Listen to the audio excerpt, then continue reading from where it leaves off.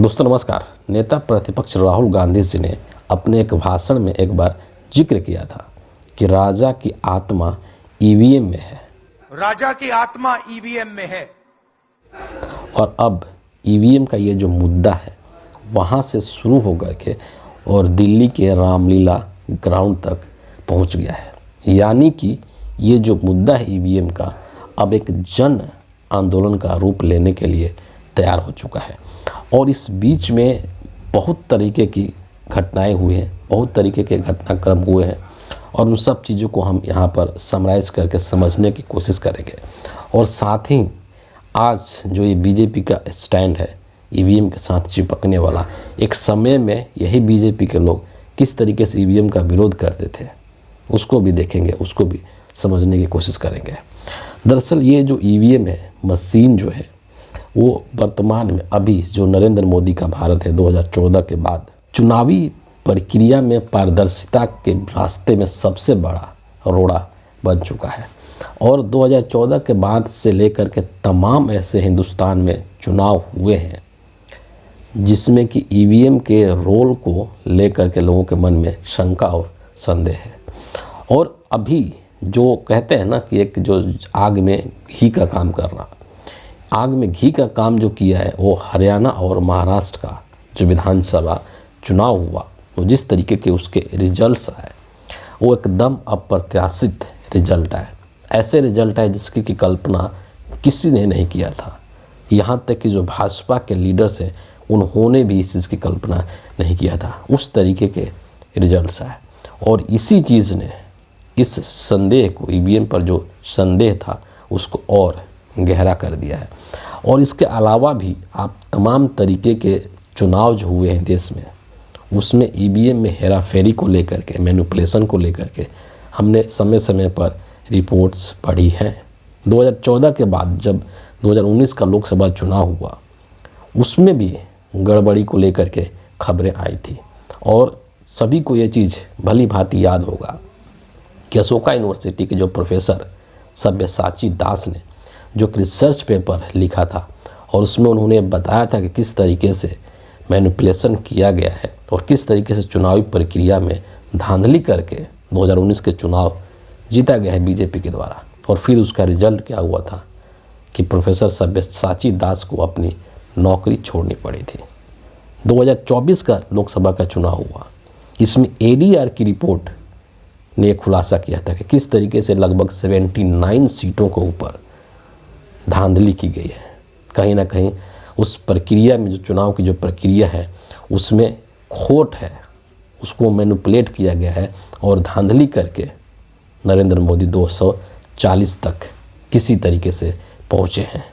इसके अलावा तमाम राज्यों के अंदर ऐसे रिजल्ट्स आए जहां पर कि इस चीज़ को लेकर के लोगों के मन में शंका और संदेह बढ़ता गया। तो ये सब जो चीज़ें हैं वो धीरे धीरे इस तरीके से बढ़ती गई कि अब इसको डाइजेस्ट कर पाना न सिर्फ राजनीतिक जो दल हैं ऑपोजिशन के उनके लिए मुश्किल होने लग गया, बल्कि कहीं ना कहीं इस देश के जो जनता है, जो वोटर्स हैं, जो मतदाता हैं, उनको भी ये डाइजेस्ट करना मुश्किल होने लगा कि आखिर हम जो वोट दे रहे हैं, हम जिसको वोट दे रहे हैं वो उसको नहीं जा कर के बल्कि किसी और को कैसे चला जा रहा है। और इसीलिए ये जो अब ईवीएम का विरोध का जो मुद्दा है वो एक अब राष्ट्रव्यापी आंदोलन का रूप लेने लगा है। और पहली बार जो एक राष्ट्रीय पार्टी, देश की सबसे जो पुरानी पार्टी है कांग्रेस पार्टी, भारतीय राष्ट्रीय कांग्रेस, उसके राष्ट्रीय अध्यक्ष मल्लिकार्जुन खड़गे जी ने 26 नवंबर को जब देश में संविधान दिवस मनाया जा रहा था तो 26 नवंबर को दिल्ली के ताल कटोरा स्टेडियम में संविधान रक्षक अभियान का आयोजन किया गया था। और उस अभियान के दौरान खड़गे जी ने ये क्लियर तौर पर कह दिया था, स्पष्ट तौर पर कह दिया था कि अब हम लोग ईवीएम को लेकर के और आंदोलन करेंगे।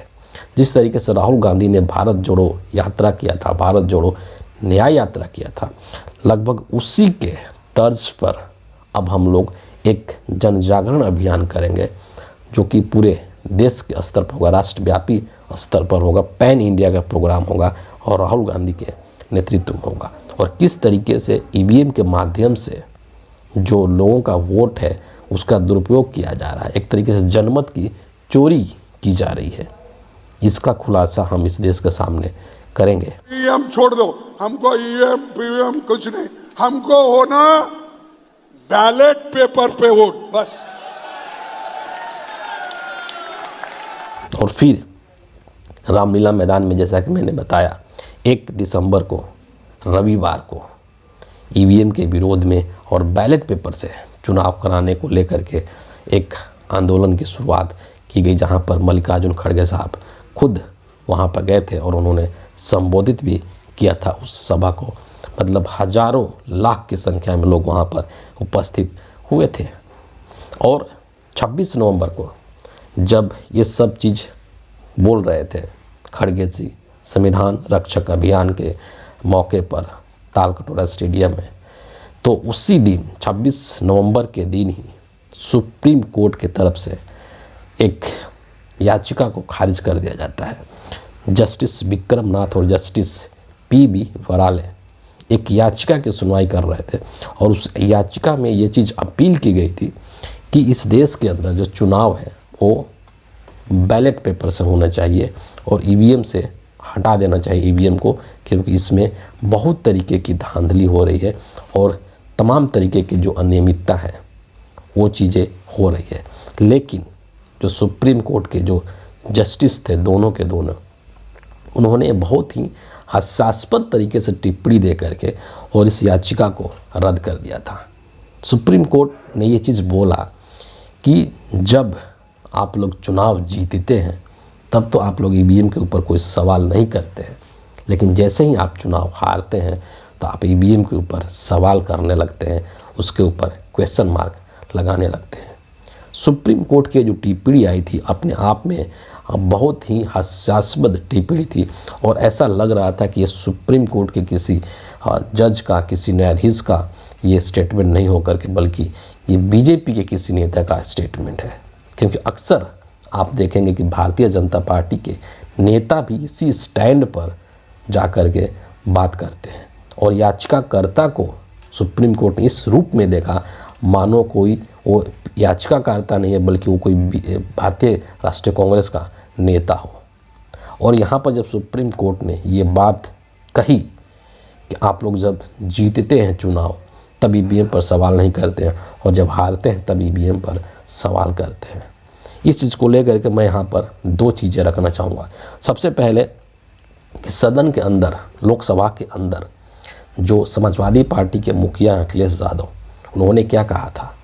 उन्होंने कहा था कि ईवीएम हमारे लिए कल भी मुद्दा था, आज भी मुद्दा है और कल भी मुद्दा रहेगा। अगर हम 80 की 80 सीटें जीत जाते हैं तब भी ईवीएम संदेह के घेरे में रहेगा और ईवीएम से चुनाव जीत करके हम ईवीएम को ख़त्म करने का काम करेंगे। महोदय, ईवीएम पे मुझे कल भी भरोसा नहीं था, आज भी नहीं भरोसा।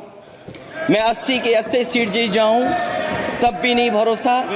और मैंने अपने चुनाव में कहा था अध्यक्ष महोदय कि ईवीएम से जीत करके ईवीएम हटाने का काम करेंगे। न ईवीएम का मुद्दा मरा है न जाएगा खत्म। जब तक ईवीएम नहीं हटेगी हम समाजवादी लोग उस बात पर अड़ग रहेंगे। ये बात लोकसभा के अंदर खुद समाजवादी पार्टी के मुखिया अखिलेश यादव ने कही थी।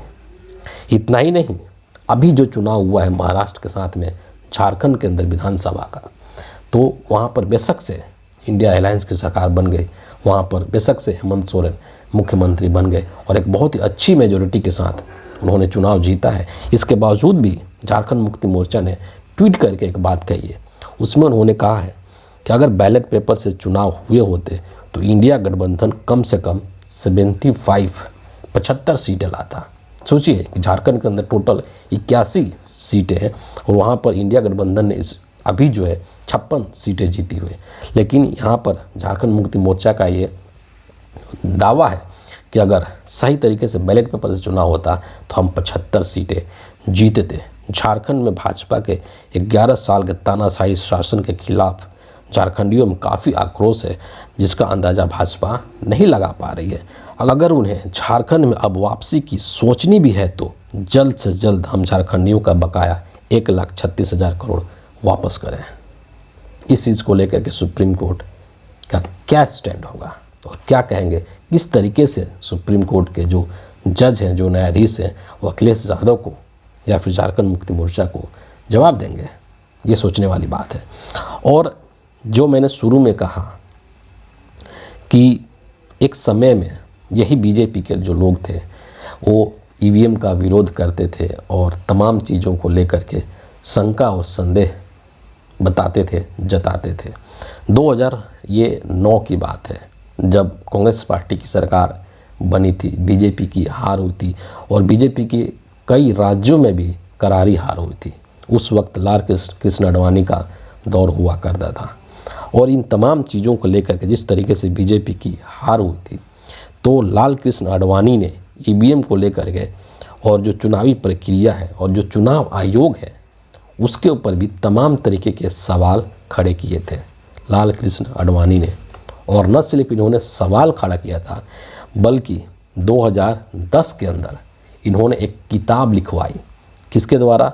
नरसिम्हा राव के द्वारा एक किताब लिखवाई थी और उस किताब का जो टाइटल था वो डेमोक्रेसी एट रिस्क ये लिखवाया था। और ये जो बुक था democracy at risk, can we trust electronic voting machine, ये पूरा जो बुक का टाइटल था, इस बुक की जो प्रस्तावना थी उसको खुद लाल कृष्ण आडवाणी ने लिखी थी। सोचिए, एक वक्त में यही जो बीजेपी के लोग हैं, ये लोग ईवीएम मशीन का, जो इलेक्ट्रॉनिक वोटिंग मशीन है, उसका विरोध करते थे। चुनाव आयोग के कार्य प्रणाली पर शंका और संदेह जाहिर करते थे।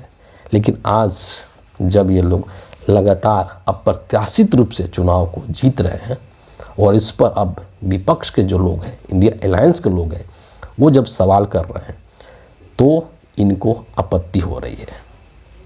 और मामला जो है सिर्फ और सिर्फ ऐसा नहीं है कि इलेक्ट्रॉनिक वोटिंग मशीन तक सीमित है, बल्कि मामला चुनाव आयोग का जो काम करने का तरीका है उसके ऊपर भी, चुनाव आयुक्त राजीव कुमार का जो कार्य प्रणाली है उसके ऊपर भी बहुत बड़ा सवाल है।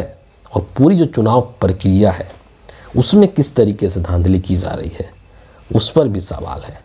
तो कहते हैं ना कि जो चुनाव होता है वो लोकतंत्र का पर्व होता है और इस पर्व में जो चुनावी प्रक्रिया है इस पर जनता का भरोसा, विश्वास कायम रहे। उनको ये लगे कि हम जिसको वोट दे रहे हैं हमारा वोट उसी व्यक्ति को जा रहा है, उसी पार्टी को जा रहा है। ये भरोसा और ये विश्वास को बनाए रखने का जो जिम्मेदारी है, जो रिस्पॉन्सिबिलिटी है, वो चुनाव आयोग की है। लेकिन आज के समय में जो चुनाव आयोग है वो पूरी तरीके से ऐसा लगता है कि बीजेपी के एजेंट के रूप में, नरेंद्र मोदी के एजेंट के रूप में काम कर रहे हैं चुनाव आयुक्त और चुनाव आयोग। तो ये जो पूरी जो चीज़ है इसको बदलने के लिए एक बहुत बड़े स्तर पर जन आंदोलन की ज़रूरत है और वही काम अब जो इंडिया अलायंस के लोग हैं वो करने जा रहे हैं। न सिर्फ कांग्रेस पार्टी बल्कि तमाम जो इंडिया अलायंस के जो पार्टी हैं, चाहे वो महाराष्ट्र के अंदर की जो पार्टियां हैं वो हो या फिर समाजवादी पार्टी हो या फिर तमाम जो पार्टी हैं, वो सब लोग एकमत होकर के एक विचार के साथ में ईवीएम के खिलाफ में एक जन आंदोलन की शुरुआत करने जा रहे हैं। और ये चीज़ लोकतंत्र को सुनिश्चित करने के लिए बहुत ही ज़रूरी है, क्योंकि अगर इसी तरीके से जनमत की चोरी होती रही और मोदी जी अपना पीठ थपथपाते रहे कि देखो हमको जनता ने कितना भारी भरकम वोट देकर के जिताया है, तो फिर चुनाव कराने का फ़ायदा ही क्या है।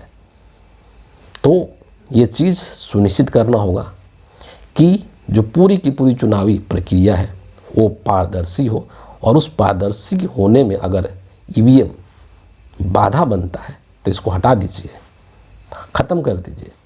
दुनिया के सैकड़ों ऐसे देश हैं जहां पर आज के डेट में बैलेट पेपर से चुनाव होता है, उन्होंने ईवीएम को त्याग दिया। अमेरिका देख लीजिए, आप एलोन मस्क का एग्जाम्पल ले सकते हैं, जो कि दुनिया का सबसे बड़ा टेक्नोक्रेट है, जिसने सैकड़ों वैज्ञानिकों को काम पर रखा हुआ है, तकनीकी का बादशाह है। उस व्यक्ति ने भी ये चीज़ कहा है कि ईवीएम को मैनिपुलेट किया जा सकता है, ये प्रोग्रामेबल है और इसके अंदर हेरा फेरी की जा सकती है।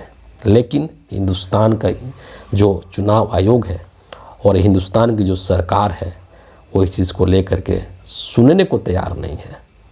तो कैसे ये जो बहरी सरकार है, ये जो बहरा आयोग है, चुनाव आयोग, ये कैसे सुनेगा? उसका सिर्फ और सिर्फ अब एक ही रास्ता रह गया है कि एक बहुत व्यापक जन आंदोलन किया जाए और ये जो समस्याएं हैं इसका निदान किया जाए। जो चुनावी प्रक्रिया है उसको स्वच्छ बनाया जाए, पारदर्शी बनाया जाए, ताकि लोगों का लोकतंत्र में और जो लोकतांत्रिक प्रक्रिया है चुनाव की, उसमें भरोसा कायम रह सके। तो फिलहाल इस वीडियो के लिए इतना ही है। आप सभी का बहुत बहुत धन्यवाद।